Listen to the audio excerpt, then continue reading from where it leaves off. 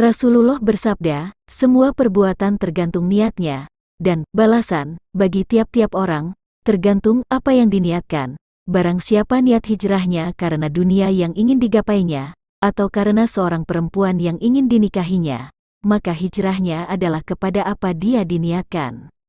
Dari Aisyah, bahwa Al-Harits bin Hisham bertanya kepada Rasulullah, "Wahai Rasulullah, bagaimana caranya wahyu turun kepada engkau?" Maka Rasulullah menjawab, "Terkadang datang kepadaku seperti suara gemerincing lonceng, dan cara ini yang paling berat buatku, lalu terhenti, sehingga aku dapat mengerti apa yang disampaikan. Dan terkadang, datang malaikat menyerupai seorang laki-laki lalu berbicara kepadaku, maka aku ikuti apa yang diucapkannya." Aisyah berkata, "Sungguh aku pernah melihat turunnya wahyu kepada beliau, pada suatu hari yang sangat dingin lalu terhenti, dan aku lihat dahi beliau mengucurkan keringat."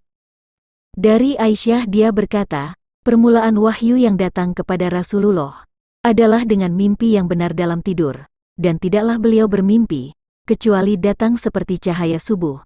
Kemudian beliau dianugerahi kecintaan untuk menyendiri, lalu beliau memilih gua Hiro dan bertahanuts, yaitu ibadah di malam hari dalam beberapa waktu lamanya, sebelum kemudian kembali kepada keluarganya, guna mempersiapkan bekal untuk bertahanuts kembali.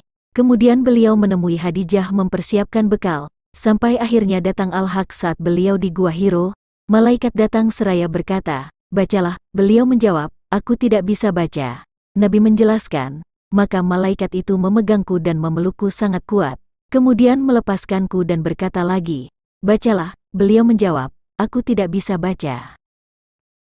Maka malaikat itu memegangku dan memelukku sangat kuat, kemudian melepaskanku dan berkata lagi, "Bacalah." Beliau menjawab, "Aku tidak bisa baca." Malaikat itu memegangku kembali, dan memelukku untuk ketiga kalinya dengan sangat kuat lalu melepaskanku, dan berkata lagi, "Bacalah," dengan menyebut nama Tuhanmu yang menciptakan. Dia telah menciptakan manusia dari segumpal darah. Bacalah, dan Tuhanmulah yang maha pemurah. Nabi kembali kepada keluarganya dengan membawa kalimat wahyu tadi dalam keadaan gelisah. Beliau menemui Khadijah binti Khuwailid seraya berkata, "Selimuti aku, selimuti aku." Beliau pun diselimuti hingga hilang ketakutannya. Lalu beliau menceritakan peristiwa yang terjadi kepada Khadijah, "Aku mengkhawatirkan diriku." Maka Khadijah berkata, "Demi Allah, Allah tidak akan mencelakakanmu selamanya, karena engkau adalah orang yang menyambung silaturahim." Khadijah kemudian mengajak beliau untuk bertemu dengan Warokoh bin Naufal bin Asad bin Abdul Uzza, putra paman Khadijah, yang beragama Nasrani di masa jahiliyah. Dia juga menulis buku dalam bahasa Ibrani, juga menulis kitab Injil dalam bahasa Ibrani, dengan izin Allah. Saat itu Warokoh sudah tua dan matanya buta. Khadijah berkata, "Wahai putra pamanku, dengarkanlah apa yang akan disampaikan oleh putra saudaramu ini." Warokoh berkata, "Wahai putra saudaraku, apa yang sudah kamu alami?" Maka Rasulullah menuturkan peristiwa yang dialaminya. Warokoh berkata, "Ini adalah namus, seperti yang pernah Allah turunkan kepada Musa. Duhai seandainya aku masih muda, dan aku masih hidup saat kamu nanti diusir oleh kaummu." Rasulullah bertanya, "Apakah aku akan diusir mereka?" Warokoh menjawab, "Iya. Karena tidak ada satu orang pun yang datang dengan membawa seperti apa yang kamu bawa ini, kecuali akan disakiti, dimusuhi.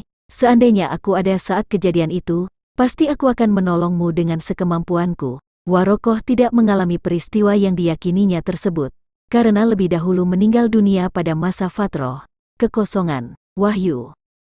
Ibnu Syihab berkata, telah mengabarkan kepadaku Abu Salamah bin Abdurrahman bahwa Jabir bin Abdullah Al-Ansari bertutur tentang kekosongan wahyu, sebagaimana yang Rasulullah ceritakan, "Ketika sedang berjalan aku mendengar suara dari langit, aku memandang ke arahnya, dan ternyata malaikat yang pernah datang kepadaku di Gua Hiro, duduk di atas kursi antara langit dan bumi. Aku pun ketakutan dan pulang, dan berkata, 'Selimuti aku, selimuti aku.' Maka Allah Ta'ala menurunkan wahyu, 'Wahai orang yang berselimut,' sampai firman Allah, 'Dan berhala-berhala tinggalkanlah.' Sejak saat itu, wahyu terus turun berkesinambungan."